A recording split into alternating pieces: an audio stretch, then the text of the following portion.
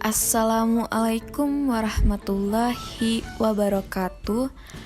Perkenalkan, nama saya Anis Solihah Putri, mahasiswi Magister Pendidikan Islam Anak Usia Dini dengan nomor induk mahasiswa 202040320001. Di sini saya akan menjelaskan mengenai Islam secara kafah menurut Quran Surat Al-Baqarah ayat 208.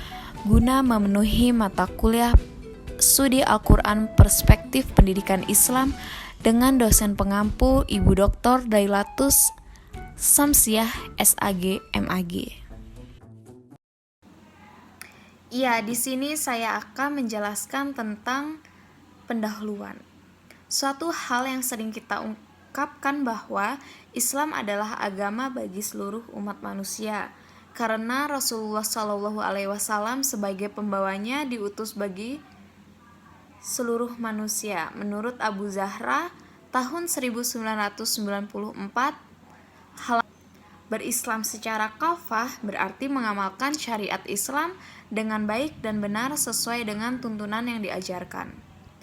Tidak dibenarkan percaya dan mengamalkan sebagian ajaran dan menolak atau mengabaikan sebagian ajaran Islam yang lainnya. Menurut Quran Surat Al-Baqarah ayat 208 yang bunyinya, Ya ayyuhallazina amanu dkhulu fi islami kafah wala tattabi'u khutuwati syaiton innahu lakum aduwwum mubin. Artinya, wahai orang-orang yang beriman, masuklah kamu ke dalam Islam secara keseluruhan, dan janganlah kamu ikuti langkah-langkah syaitan, sungguh ia adalah musuh nyata bagimu. Ayat ini menekankan bahwa agar orang-orang mukmin, baik yang baru saja masuk Islam, seperti halnya seorang Yahudi yang bernama Abdullah bin Salam, maupun orang munafik yang melakukan hal-hal yang bertentangan dengan ajaran Islam, agar mereka taat melaksanakan ajaran Islam dengan sepenuhnya. Jangan setengah-setengah, jangan seperti mengerjakan ibadah pada bulan Ramadan, tetapi sholat 5 waktu ditinggalkan, dan jangan bersifat sebagaimana yang digambarkan Allah di dalam Al-Quran tentang sifat orang Yahudi yang berbunyi, apakah kamu masih beriman kepada sebagian kitab dan ingkar kepada sebagian yang lain, menurut surat Al-Baqarah ayat 85. Di sini ditekankan bahwa janganlah kamu mengikuti langkah-langkah dan ajaran setan, karena setan selalu mengajak kepada kejahatan yang menyebabkan banyak orang meninggalkan perintah Allah dan melanggar larangan-larangannya. Di sini saya akan menjelaskan tentang pembahasan. Kata Islam berasal dari kata salimah yang artinya selamat. Dari kata itu terbentuk kata aslama yang artinya menyerahkan diri atau tunduk dan patuh. Dari kata aslama itulah terbentuk kata Islam. Pemeluknya disebut orang Muslim. Orang yang memeluk Islam berarti menyerahkan dirinya kepada Allah Subhanahu wa Ta'ala dan siap patut pada ajaran-ajarannya. Kafah adalah menyuruh umat Islam agar dalam gerak hidupnya dan kehidupannya ditujukan untuk sepenuhnya berbakti kepada Allah Subhanahu wa Ta'ala dengan segala keikhlasannya. Kata aslim dalam surat Al-Baqarah ayat 208 itu adalah Islam. Maksud ayat ini adalah masuklah kalian ke dalam semua ajaran Islam, maka dari itu dakwahlah Islam dan amalkanlah secara total.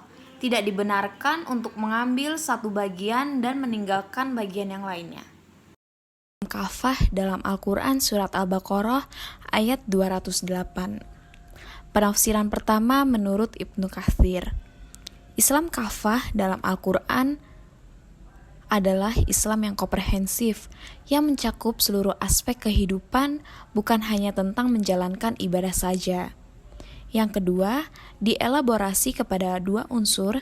Yang pertama memiliki iman sebagai pondasi yang kuat, dan yang kedua memiliki syariat Islam sebagai pondasi yang kuat dalam melaksanakan Islam yang komprehensif. Selanjutnya, kontribusi Ibnu Katsir dalam Islam yaitu Islam adalah agama yang terbuka dan beragam kebudayaan. Terlebih lagi memperlihatkan budaya Indonesia yang memiliki kekayaan budaya dan keberagaman Islam yang berbasis multikulturalisme. Penafsiran menurut Quraisy Shihab. Ayat ini menuntut semua umat manusia yang beriman agar melaksanakan seluruh ajaran Islam. Jangan hanya percaya dan mengamalkan sebagian ajaran dan menolak atau mengabaikan sebagian yang lainnya. Ia dapat juga bermakna, masuklah kamu ke dalam kafah tanpa kecuali. Jangan seorang pun di antara kamu yang tidak masuk ke dalam kedamaian atau Islam. Ayat ini berkaitan dengan ajakan kepada orang-orang yang beriman untuk memasukkan dirinya secara totalitas ke dalam wadah kedamaian secara menyeluruh, sehingga semua perilaku dan kegiatan mereka berada dalam wadah atau koridor kedamaian. Maka kita akan merasa damai dengan dirinya, keluarganya, umat manusia, binatang-binatang, tumbuhan, serta alam raya. Walaupun terjadi perbedaan dalam penafsiran Quran Surat Al-Baqarah ayat 208, namun antara kalangan musafir klasik sampai kontemporer juga memberikan alternatif pandangan lain dalam penafsirannya. Tetapi kalau dituntut secara seksama, itu semua masih dalam cakupan makna dari Islam. Setidaknya ada titik temu yang terkait penafsiran Islam kafah, yaitu memerintah setiap orang yang beriman agar melaksanakan seluruh ajaran Islam yang didasari dengan penyerahan diri, ketundukan, dan keikhlasan kepada Allah Subhanahu wa Ta'ala. Ya, yang terakhir adalah kesimpulan.